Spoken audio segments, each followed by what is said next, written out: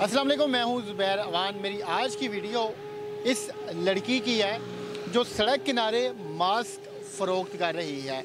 आखिर ऐसी कौन सी मजबूरी है या फिर कौन सी वजह है कि बजाय घर में बैठने के ये लड़की यहाँ सड़क किनारे ये काम करने पे मजबूर हुई। तो आइए इनसे जानते हैं, इनसे हम बात करते हैं। क्या नाम है आपका? हिना। ना मुझे ये बताएं कि यहाँ पे आप क्या क्या चीज़ बेचती हैं?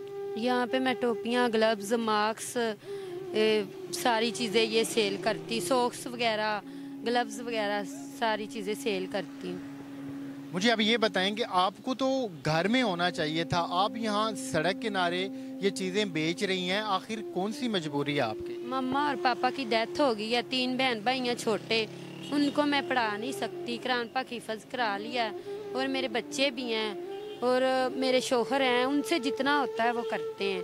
हम रेंट पे रहते हैं, हमारा 10,000 रुपया घर का रेंट है, कहीं भी चले जाएं रेंट कम नहीं है। तो इस वजह से मजबूरी से मुझे सेल करना पड़ता है कि कभी हम लोग ऐसा होता है भूखे सो जाते हैं। मैं खुद बीमार हूँ, मेरे गुर्दे में भी पेन होती है और मुझे यहाँ पे ना नोज़ में गदूद है और गले में भी। उन्होंने परेड का बोला है, हम परेड नहीं करवा सकते। उन्होंने 70,000 रुपया परेड का मांगा है। मेरी रिपोर्टें वगैरह सब कुछ पड़ा है मेरे पास, लेकिन हम लोग गरीब हैं, नहीं करवा सकते। तो जो आपके खामन हैं वो क्या काम करते हैं? वो मजदूरी करते हैं, कभी हो जाती है कभी नहीं। फैक्ट्री में करते हैं, 16,000 15,000 सैलरी से कुछ भी नहीं बनता। वो तो घर का रेंट और बिजली का बिल, गैस का बिल मुश्किल से, वो भी नहीं होता, बहुत मुश्किल से होता है। बच्चों को नहीं मैं पढ़ा पा रही। मेरी बेटी है एक, उनको भी कंधों का मसला है, उसके ऐसे कंधे टेढ़े हुए हैं, उनका भी मसला है। मैं उनको पढ़ा नहीं सकती, बस कुरान पाक के अलावा नहीं पढ़ा सकती। तो मुझे आप ये बताएं कि रोज़ाना ये मास्क बेच के आप कितने पैसे कमा लेते हैं? मुश्किल से 400-500 घर का मुश्किल से पूरा होता है।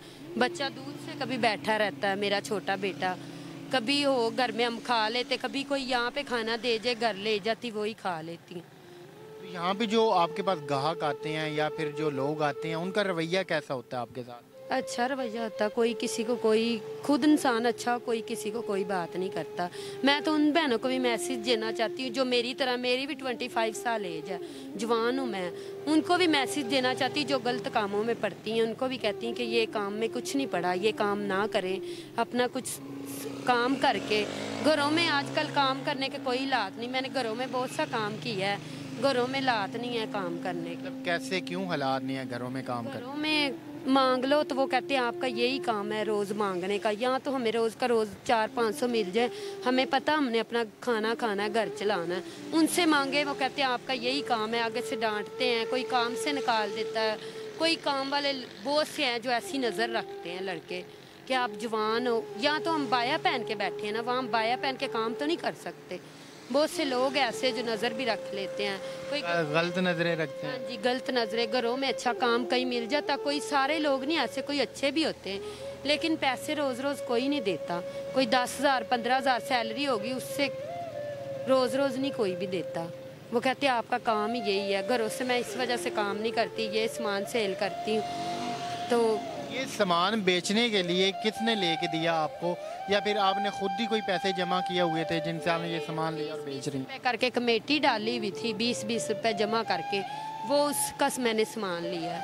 वो कमेटी लेके ना 5,000 की, ये मैंने उसका सामान लिया।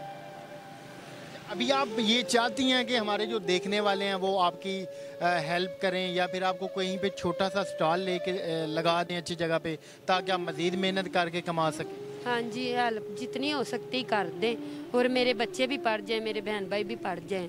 मम्मा पापा तो है नहीं है, तो मैं खुद कमाती हूँ। तो अगर जितनी हो सकती हेल्प कर दें, कोई सेटअप बना दे। यहाँ पे तो बोट वाले आते हैं, लेकिन इतना परेशान तो वो नहीं करते। उनको पीछे से ऑर्डर आते हैं तो वो भी बेचारे कहते हैं, उनका तो कोई कसूर नहीं है इस। वैसे आप जब यहाँ पे सड़क किनारे बैठी होती हैं तो जहन में क्या चल रहा होता है, क्या सोच आ रही होती है? यही आ रही होती कि हम कैसे मांगने वालों की, चाहे सामान सेल करते कैसे बैठे हैं मांगने वालों की तरह। मैं बैठ भी नहीं सकती, ज़्यादा देर बैठूँ ना तो मेरे पेन होना शुरू हो जाती है, मेरे कान बंद हो जाते हैं, सुनाई देना बंद हो जाता है, नोज़ बंद हो जाती है और मैं बेहोश होना शुरू हो जाती। कभी कभी गिर भी जाती हूँ, बेहोश भी हो जाती हूँ।